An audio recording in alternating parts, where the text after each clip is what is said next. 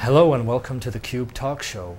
I'm your host, Joe Barbieri, and this is a money show, a show about how we interact with money, how money changes from day to day. Today's guest is Marcy Berg. She's the owner of mortgagesforwomen.com, and the topic today is how to win at the mortgage game.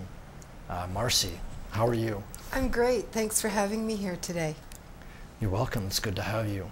So, as a start, give us a little background about the company, what you do.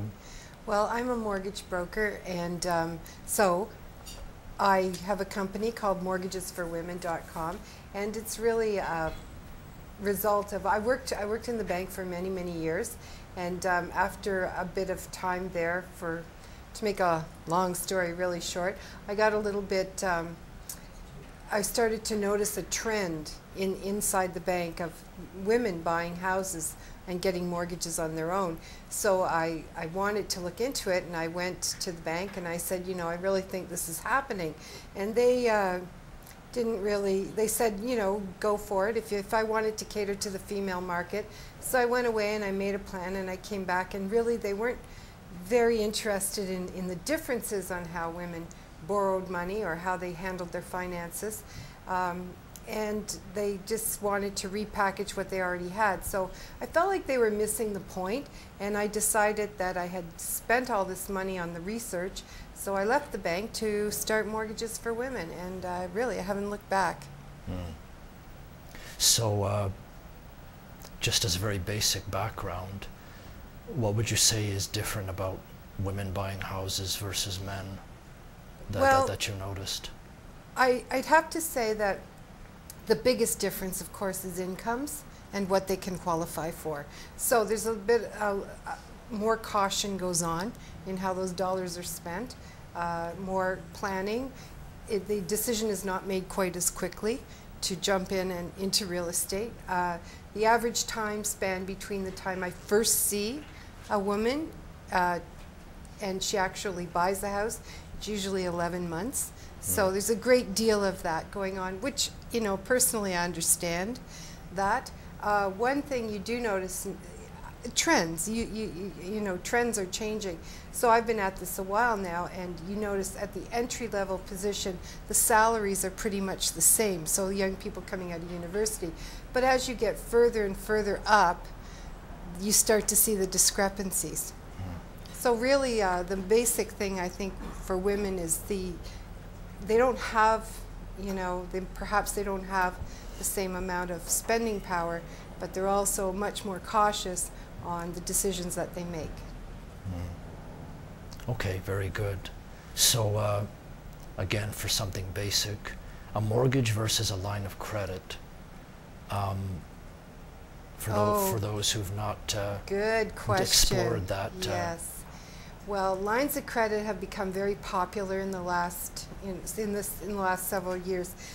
Historically, a line of credit was something that a very financially mature client inside the bank would qualify for a line of credit, and they were often considered an elitist product. So the trend sort of came around where the banks started to offer lines of credit like they were Visa cards.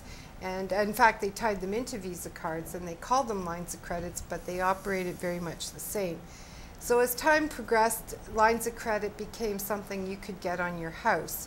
And they're sold, packaged up and sold as people see them as an alternative for their mortgage, is to have a line of credit. There's some very large differences, and there's some subtle differences, but the largest difference is that a line of credit is not a mortgage. It is a loan secured by your house. So your line of credit, it fluctuates. You can draw your balance up and down, but primarily the day that line of credit is taken out, it opens a trade line on your credit bureau. Mortgages do not rate on your credit bureau, lines of credit do.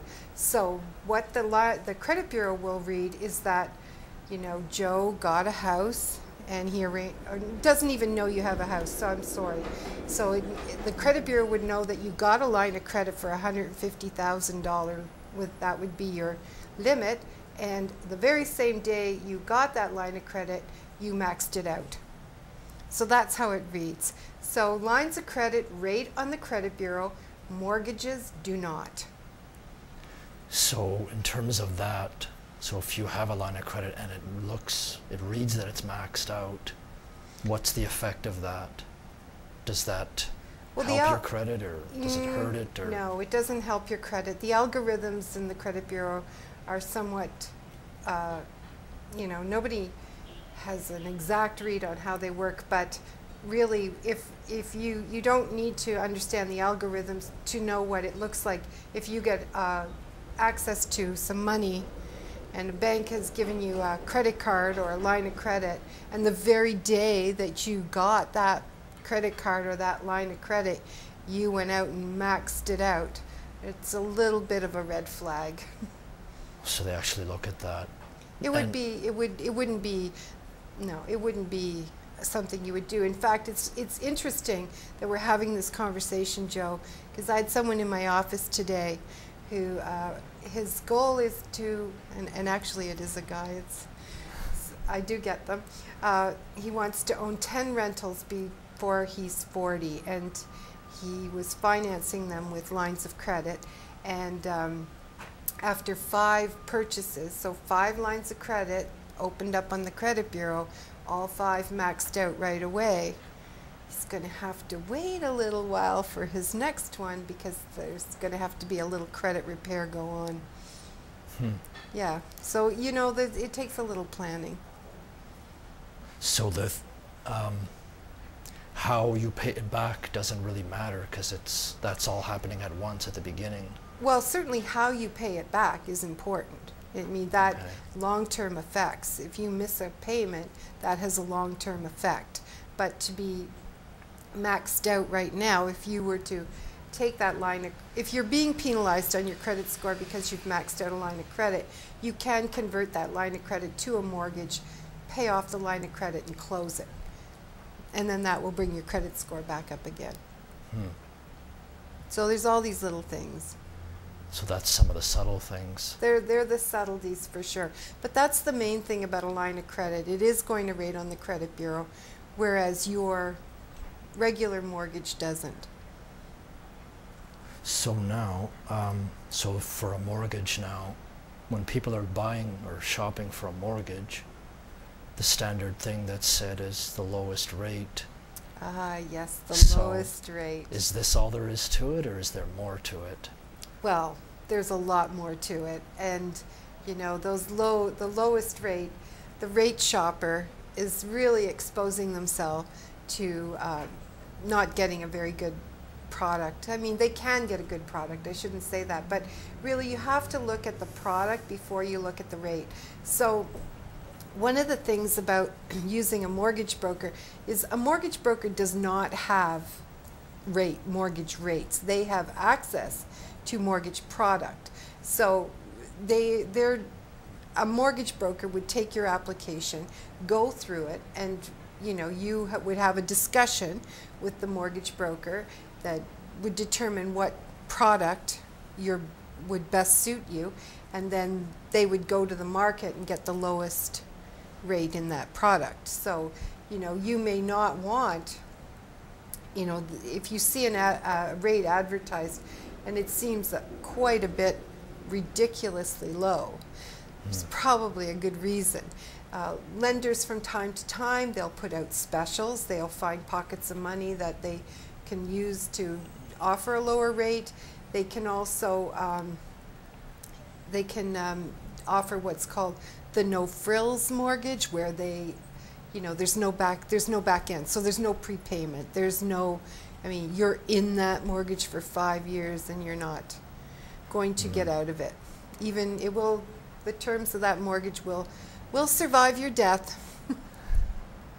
So is that the same as a closed mortgage? They used to call it It would be that? closed, yes, closed, and closed without a prepayment privilege. That's one of the things that is sometimes offered. And don't get me wrong, there are people out there that can take advantage of that, you know, depending on their circumstances.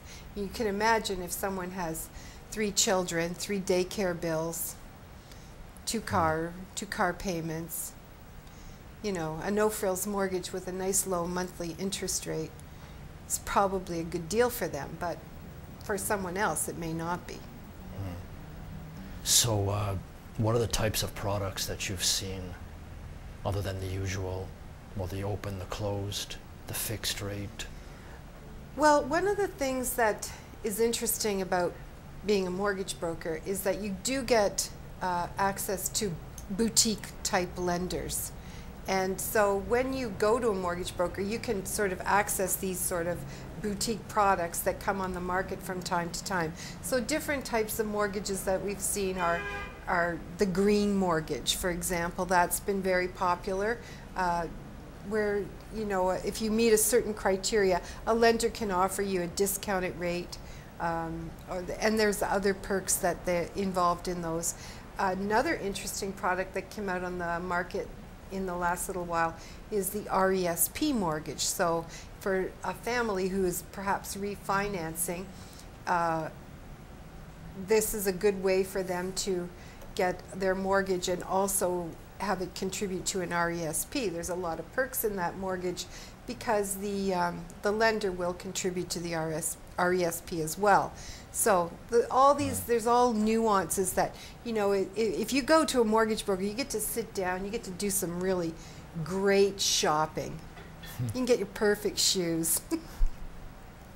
So that RESP mortgage, so you put some in, the lender puts some in, yes, and the government puts some in. That's right. It's a works? great deal, and you know, when boutique products come on the market, you know, we're not kind to them. We sit down and we dissect them, and we have a real good look under the microscope. And honestly, on this one, I'm in love with that mortgage product. You never know how long it's going to be on the market. The lender could decide tomorrow they're not going to offer it anymore. But for right now, you know, I'm certainly encouraging certain clients to take advantage of it. Are there any others? Any others that are different? Oh, well, there is. That's a really good question, because there is two very distinct types of mortgages out there. Not that, okay. They would be now. It's very popular now to see a mortgage that offers an all-in-one type of deal. So you have a car, you can have your car loan, your line of credit, you can have a bank account hooked up to some of them, and these mortgages are registered as a collateral style mortgage and not as a regular type of mortgage. In fact, one of the banks has made the decision in the last year that all of their mortgages now are registered under this collateral style mortgage. So what that means to the consumer is those mortgages are particularly hard to switch. If your mortgage is up for renewal and you decide to go shopping because you think you can get a better mortgage or a better rate, and you're in this collateral style mortgage, you are never going to switch for free. It's not a matter of transferring the commitment from one lender to the other. You will need to engage a lawyer to discharge that collateral mortgage and register you a new one. So you need to consider that when you take on that style of a mortgage. It's very hard to, well, it's not hard to get out of, it's expensive. So what's, I guess it'll depend, but what's sort of a ballpark cost of getting a lawyer to do that? Well, you know, what's a lawyer going to cost you to discharge a mortgage and register a new one? I don't know. Thousands or I hundreds? would budget $1,000 for that, you know, because you know, they have to do sub searches. There's quite a bit of work involved in that for the lawyer. And then they're also going to have to pay out everything that that mortgage has. So if that collateral style mortgage has a line of credit attached to it, if it has a Visa card, if it has a car loan, all of those are going to have to be paid in full to discharge that mortgage. So the other type, you said there's an all-in-one. The other type, is Well, that a the conventional all-in-one type, is registered as a collateral as well. So that would be, you know, if you had a house worth $400,000 and you wanted a mortgage for $200,000 and $100,000 of that was your mortgage, and $50,000 was a line of credit. So they break it down, and it just can't go over that amount that they've registered on title. But you can keep borrowing on that, and that's when those are the types of mortgages that, you know, give you access to credit as long as that product is registered. So can be a good deal for a lot of people. You know, self-employed people love them if they have a cycle in their business where they you know, they have an extreme amount of cash flow all at once, and then for the rest of the year they don't have that cash flow, or they know it's coming every year at such and such a time. That can be a really good mortgage product for someone like that. But again, you have to look at what your needs are. So, so somebody with unpredictable cash flow, or let's say they're seasonal work, or they can't predict their income, they would qualify for this type of, or it depends on as well? Yeah, qualifying with a fluctuation in cash flow, that's a really, that's a big topic. So I'm going to sum it up really quickly. Yeah. If you have a fluctuation in cash flow, you are going to need to work off of your last 2 years' tax returns, and that's going to tell the story of how much income you can, the lender will expect that you're going to make. If there's a big fluctuation in those 2 years, you know, you need to, that needs to be addressed in an application. You have to, if you're self-employed, that needs to be addressed in the application. But primarily, if you are self-employed, or if you have that type of mortgage, or if you have that type of income, you're going to have to really have your taxes up to date. And you know, you don't want to get into trouble, right? So these guidelines are there for you as much as they are for the bank. So there's a lot going on in those tax returns. There's a lot of, you know, if you're self-employed, there's deductions that can be added back. If you're an hourly worker, I'm just trying to think of, oh, okay, I have two good examples. One would be a chartered accountant in his own practice. So, you know, between January and April 30th, there is a lot of money coming in. Okay, and then it levels off. So maybe by November, you know, the accountant may have his cash flow. He knows he's going to be getting a lot of money in January, February, March, so he may choose to draw down his line of credit to tie him over till then, or her. And the second one that comes to mind that I see are people who drive trucks. They have a lot of fluctuation in their cash flow. You know, when it comes in, is it coming in, you know, certain seasons, depending on who they work for, or if they work for themselves, or you see a lot of fluctuations in that line of business. Is anything else considered other than income? Do they look at your house as a collateral, your business as collateral? Do they account for all that, or is it? Oh, of course. So if you don't, so if your income's not that good, but your house is worth a fair amount and you have equity in it, would they say, well, that's okay, but well, it's well, there are lenders that will say that, yes. You know, every lender has their nuances, you know, so they all have their own set of rules. But really, if you're looking at a chartered bank, they operate under the bank charter, you know, the Canadian charter. So their rules are, their box is sort of small that they can work in because it's a blue chip investment and they need to protect that for investors. So, you know, there are other lenders outside of the bank that are licensed as well, but their licensing may give them more parameters that they can sort of do. What you're suggesting is equity lending. If I don't have the income to show that I qualify for this mortgage, but I do have a good credit rating, I've handled my payments well, I've got net worth, financial maturity. Well, those are all things that, yes, a lender will consider. Okay.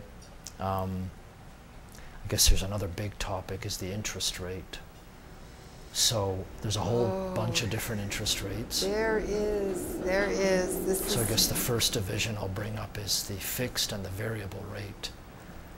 How, I guess as a broker advising somebody, how do you, well, how do you advise? What do you tell people to look for when you have to pick between those rates? The very first thing I advise you is to look, if you're looking at a variable rate and you see that number on the paper, it says the variable rate is this.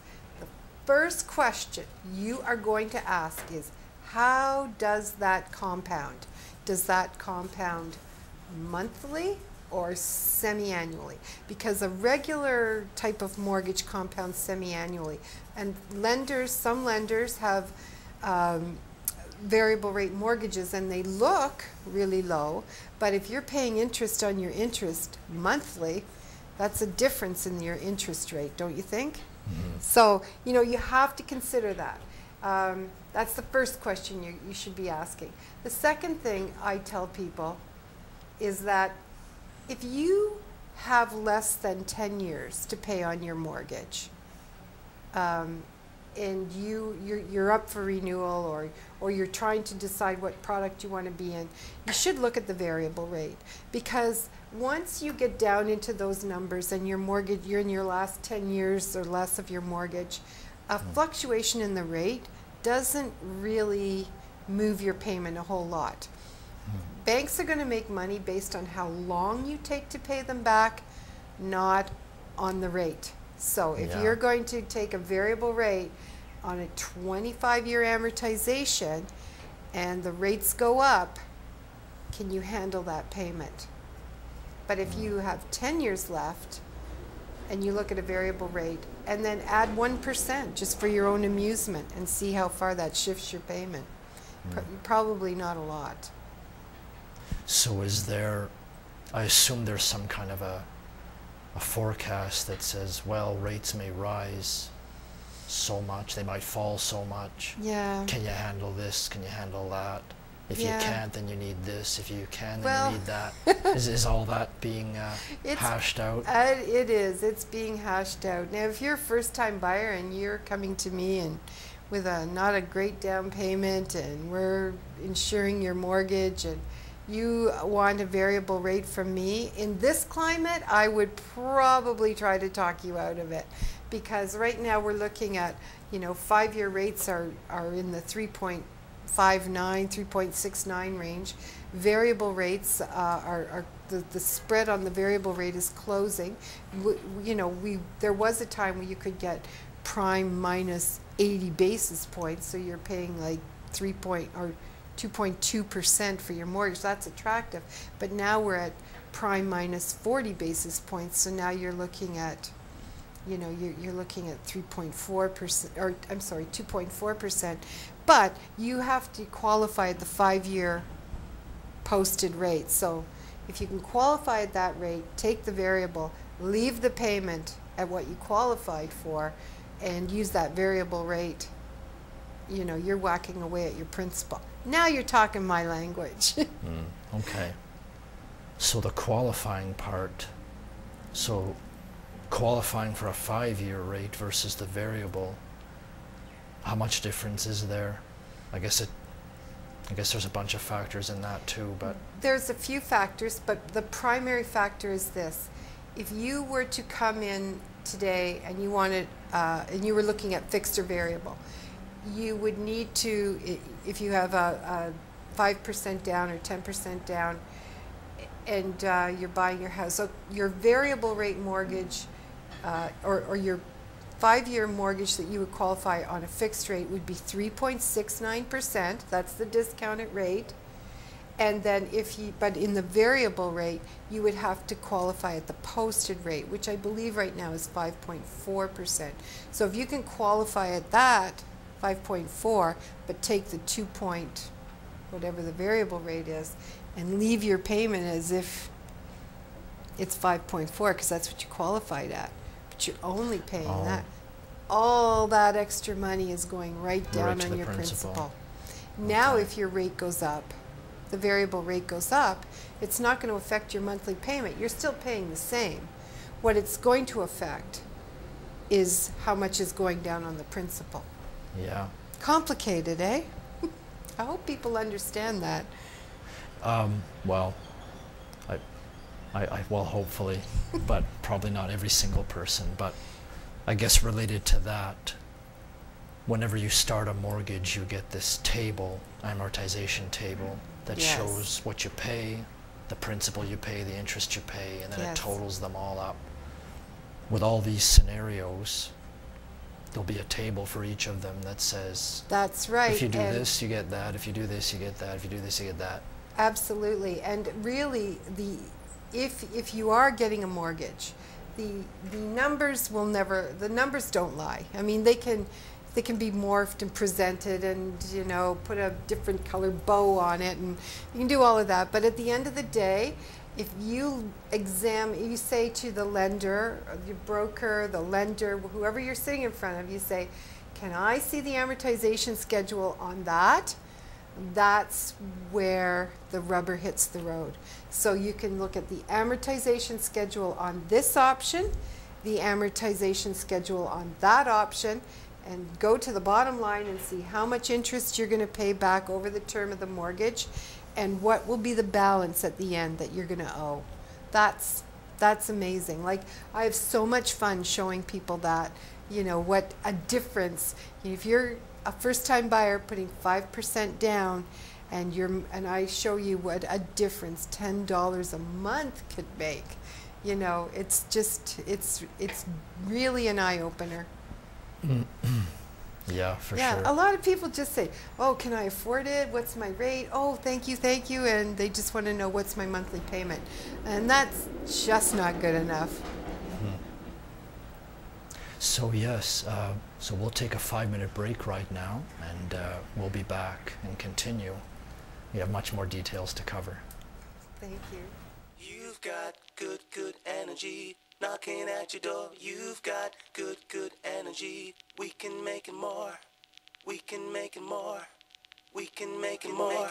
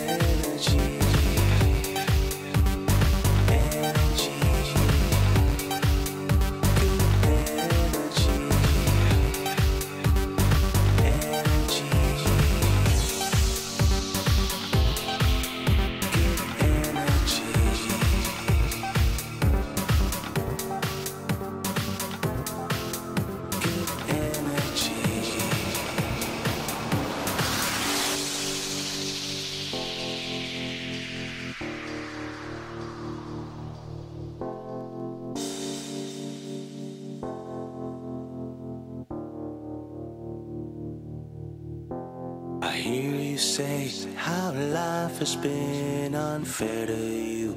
And from what I've seen, that might be true.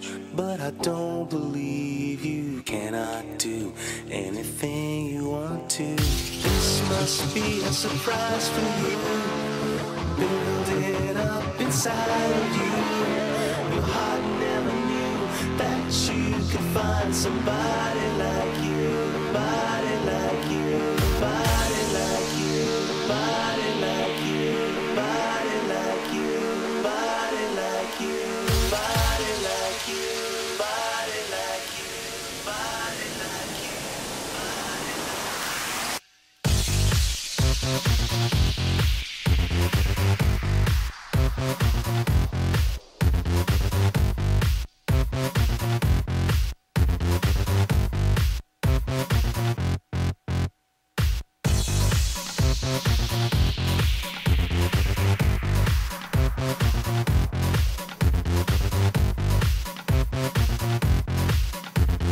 Can you feel the energy?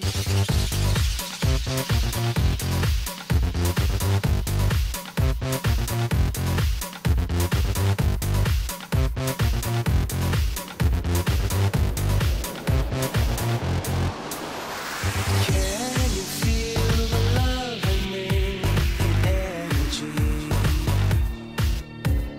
Can you feel the energy, the energy? Can you feel the love in me, the energy? Can you feel the energy,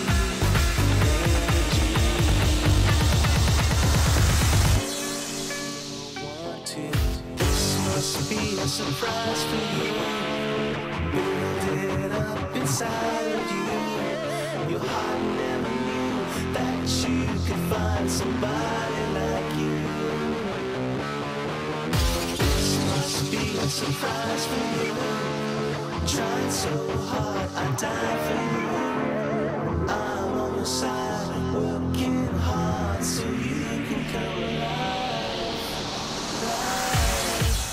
Life, life, life, life, life, life, life, life,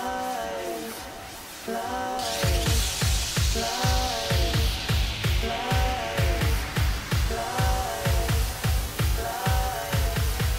life.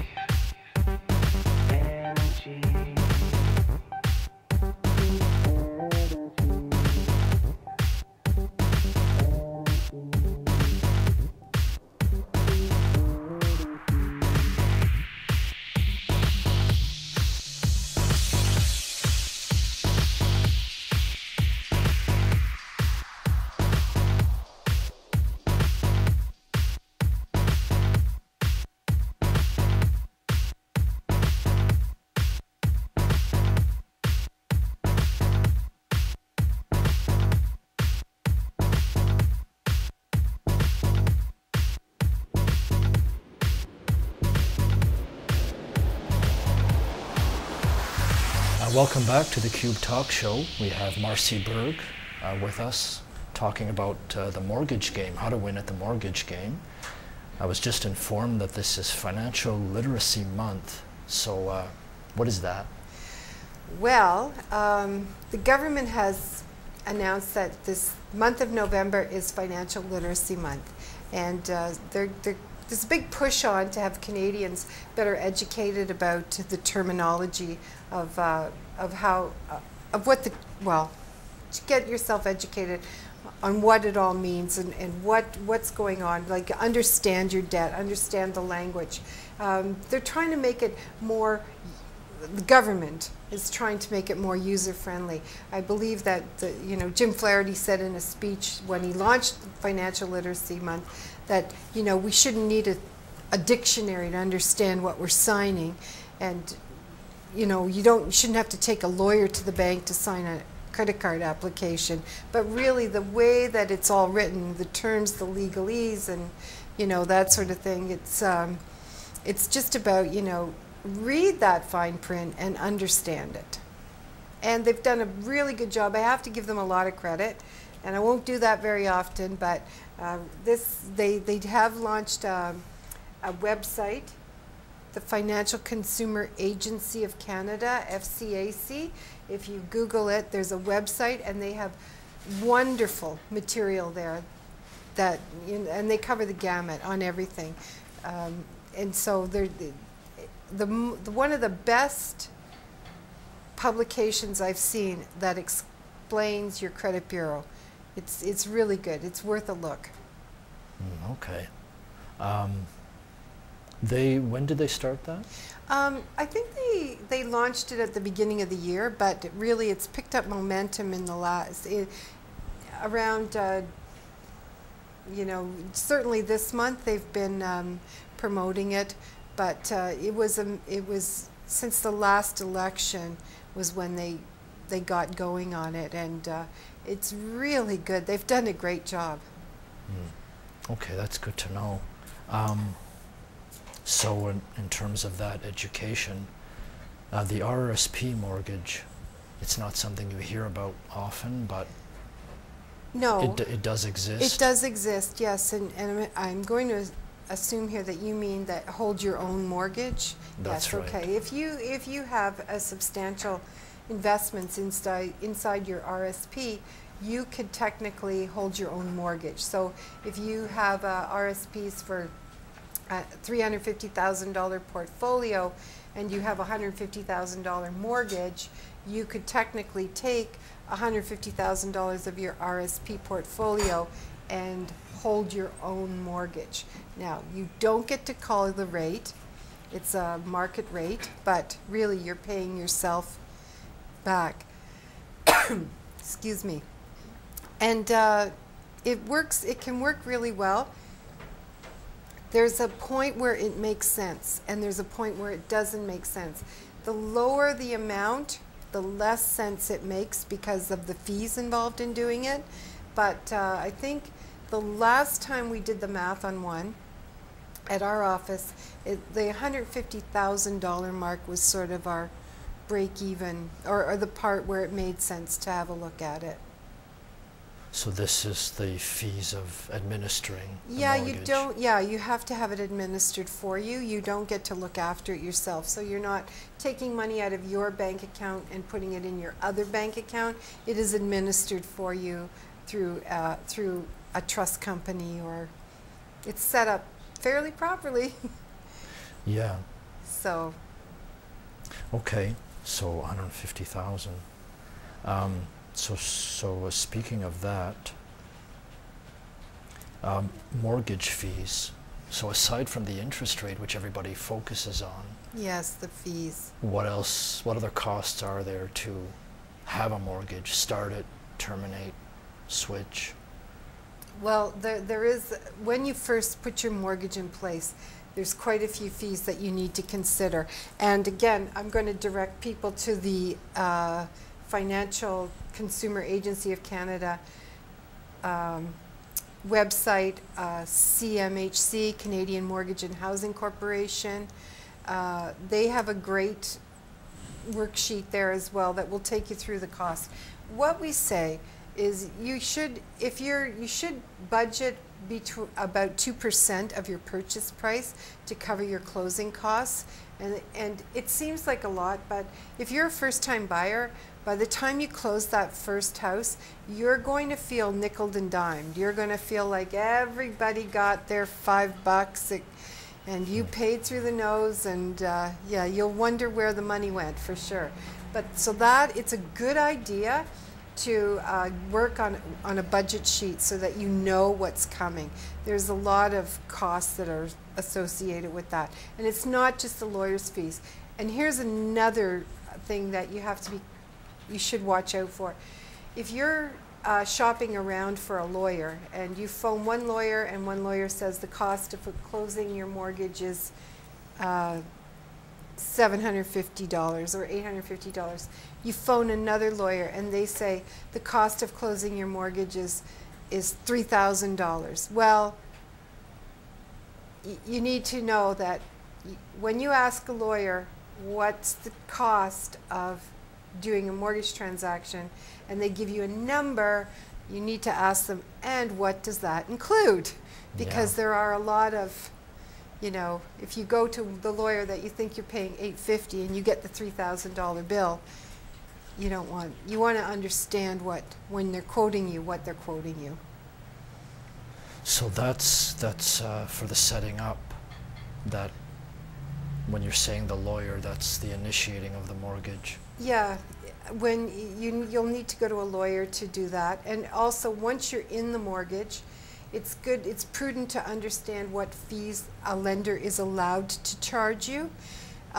Sometimes they do and sometimes they don't, but if you, for example, if you were to sign up for a bi-weekly payment and you started into the mortgage and you decided the bi-weekly payment was too much and you wanted to go to a monthly payment, and you go to the bank and you say, well, can I leave my bi-weekly and start a monthly payment? And they say, sure, and they fill out the paperwork and they say, and that's $50. And so you have to really look at your mortgage document. You have to understand what the lender is allowed to charge you after you close that mortgage and what's their expectation. Is every charge in that contract? Absolutely. In that contract that you sign at your lawyer's, it is disclosed. Okay, the language is difficult, but it's disclosed, and you really need to know what they're allowed to charge. We went through a mortgage document in our office, and I do this with my staff. I go, okay, we're going to read the mortgage document that the client actually signs at the lawyer's, and it's really, if you read it and read it all very carefully, they're allowed to pick the color of paint that you paint your house. There's all these provisions in there that they have full control over that property. But it will also tell you that if you want a statement, they'll issue a statement at the end of the year. You'll get a statement in the mail that will show you how much you paid them, what went to principal, what went to interest, and what's in the tax account if they're paying the taxes for you. So if you need one in the middle of the year, they have the right to charge you for that statement. That's disclosed in your mortgage document, and it's worth a read. You need to know. There can be no surprise. Okay, so there's no assumed standard charge that everyone does, and we don't put it in the contract because everybody does it. They don't have anything like that.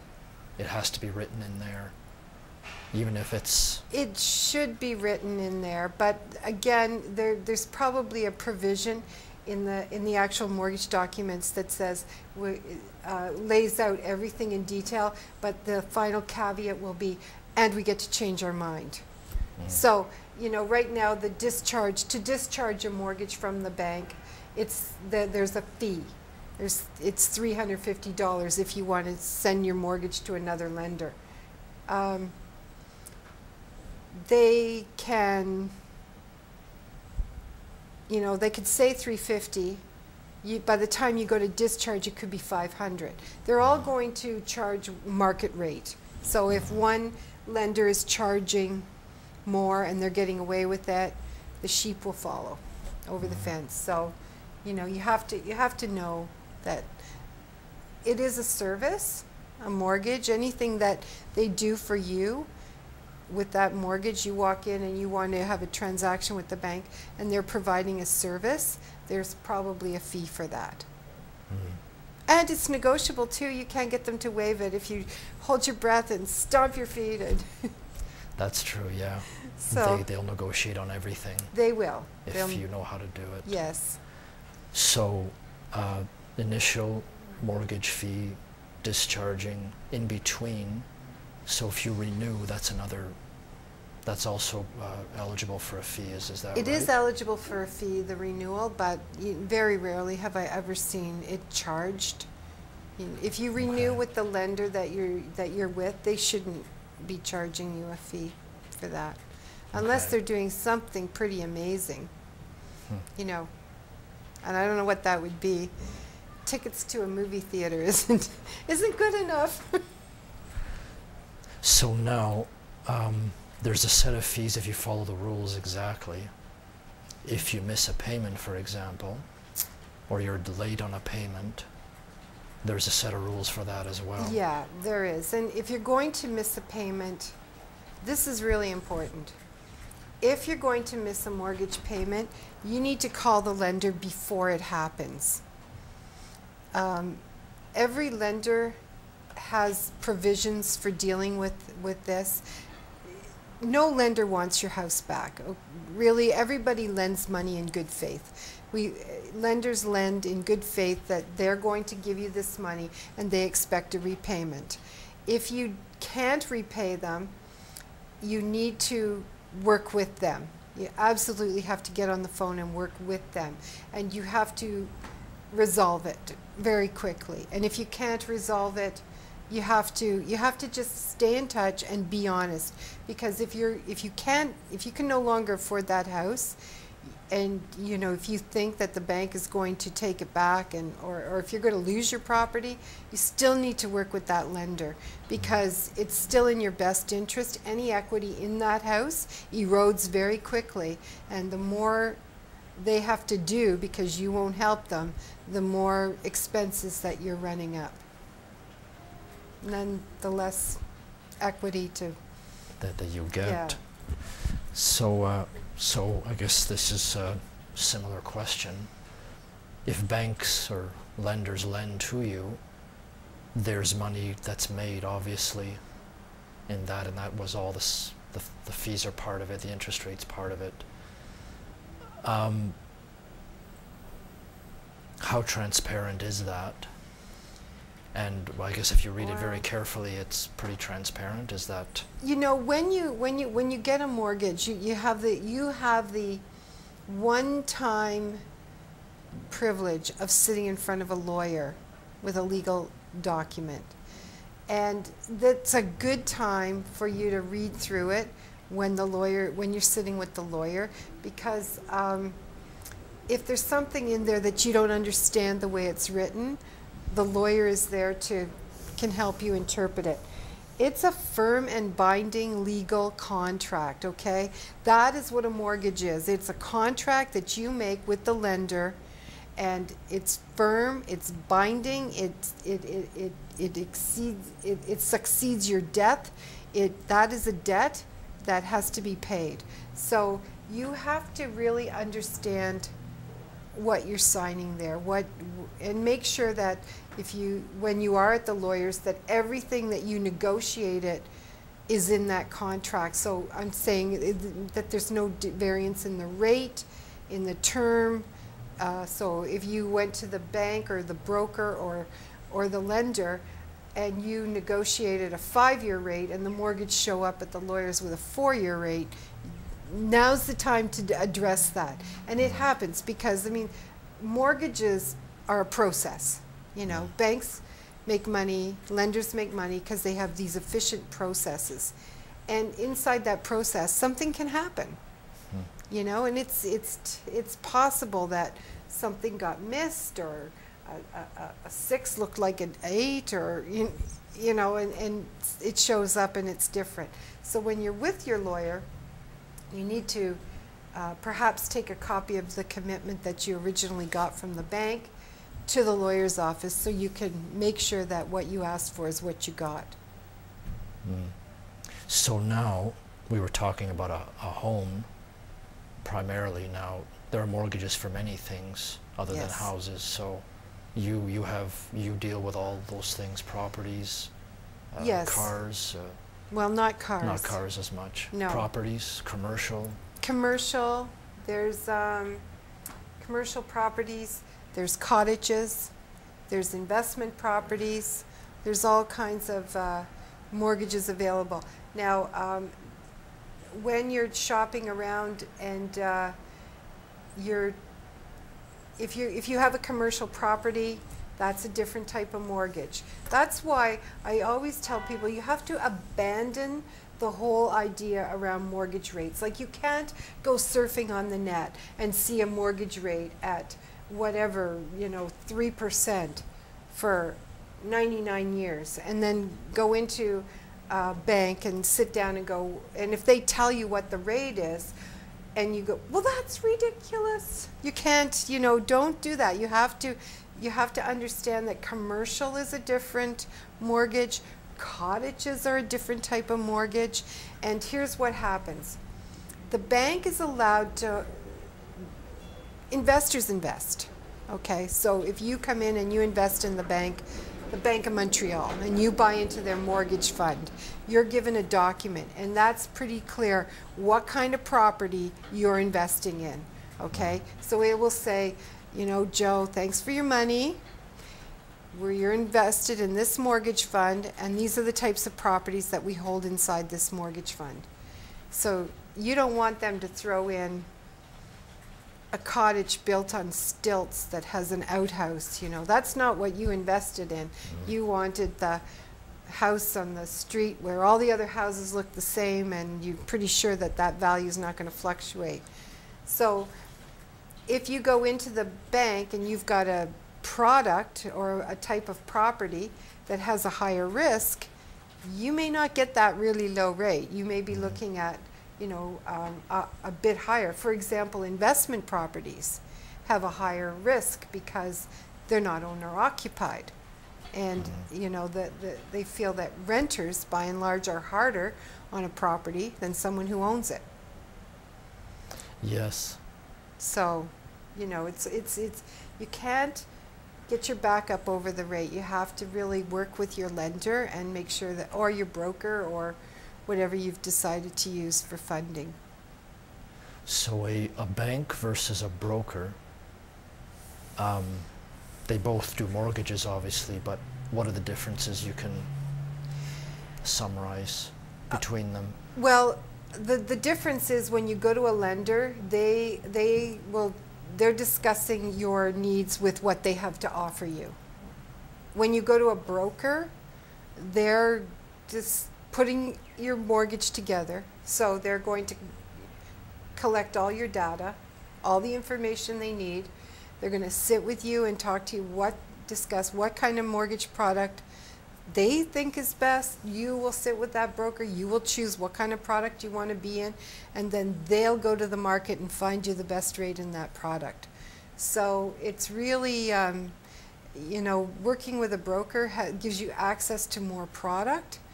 Working with a bank, the advantage is if you've been with that bank for many years and you bank there all the time, and you go in to get a mortgage, well, they have enough data on you that perhaps the whole process doesn't feel as invasive. Getting out all your information and sharing your income, they already know it. So there's that. And you know what? People often, they don't mind. They'll go to their bank, and if their bank can help them, even if it's not the lowest rate, the convenience of that is worth something to them. So. Okay, and well, the last question, in a nutshell, if somebody is in over their head with their debt, what would you say as a I think it would depend on many things, but what would be some tips you'd give them to deal with that? Well, the first thing I'm going to say is that when people are in over their head, if there's one thing I wish so often is that they would have come to see me sooner. You know, don't leave it. Don't leave it. If you're in over your head and you need to do something, sooner is better than later. And you know, even if somebody comes to me for a consultation and we sit down and we go over their options, you don't have to exercise those options, okay? Just knowing you have them can make a big difference. So if you can, you know, leave an interview or leave an appointment with me, know what your options are, and then you can act. You know, you're not going to react the next time something happens and you feel like you're in financial turmoil. You're not going to react, you're going to act because you know what your options are. And so that's the one thing that I would just really wish people would come to me sooner. And sometimes when they're in my office, I'm thinking, even a month ago it would have been a different transaction, you know. But there are options and you need to know what they are. So, if you'd like to provide any information for the viewers, contact information, if people want to contact you for a mortgage or information. Well, if people want me to help them with their mortgage, they can contact me. It's Marcy Berg, and I'm available at, well, my email probably is the best way to get a hold of me, mberg at mortgages, the number 4, women.ca. And you can email me, you can ask me a question, you can go to my website, www.mortgagesforwomen.ca. You can Google my name, Marcy Berg, M-A-R-C-Y-B-E-R-G. You'll find me everywhere. I'm on Facebook, I'm on Twitter. There's lots of places you can get a hold of me. And you know, I get a lot of requests, so if you've sent me a question and you don't hear back from me, you know, send it again, because we don't mind. We love stalkers. We don't mind being annoyed. You know, it just that sometimes it can, you know, things slip through the cracks. So if you don't hear back, send it again. Okay, that's very good. So thanks for coming. Thank you. And that's our show for today. It's the Cube Talk Show. It airs the 3rd Tuesday of the month, 6 to 7 p.m. on thatchannel.com. It'll be in the archives under past shows on the thatchannel.com website, and it'll also be on my website, www.joetheinvestor.ca, under the Cube Talk Show tab. And for my contact information, it's joetheinvestor.today@gmail.com, and my website is www.joetheinvestor.ca, and I'm on Twitter, I'm on LinkedIn, and I'm on WordPress for the blog as well. And have a good evening, and we'll see you next time.